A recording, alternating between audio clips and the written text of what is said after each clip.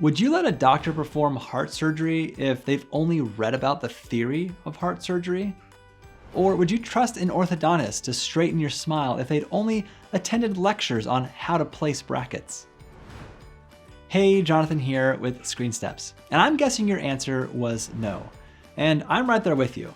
I want those professionals to have lots of hands-on training experience. Now, your average job doesn't require years of hands-on training like doctors and orthodontists. However, most jobs could benefit by incorporating more hands-on training experiences in their training programs. Because what we usually see is that trainers spend about 90% of their time lecturing or discussing theoretical concepts, and about 10% doing hands-on activities, which is probably why the majority of employees can't actually do their job when they leave training. Employees simply aren't practicing what they'll do on the job.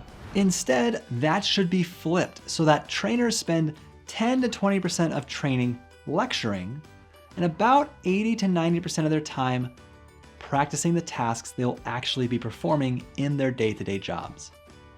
Now, I'm not saying that teaching concepts and explaining things is bad. It's important that learners understand context and background information. I am, however, saying that if you want a more effective training program for your business, you need to spend more time with role-playing and hands-on activities during your training.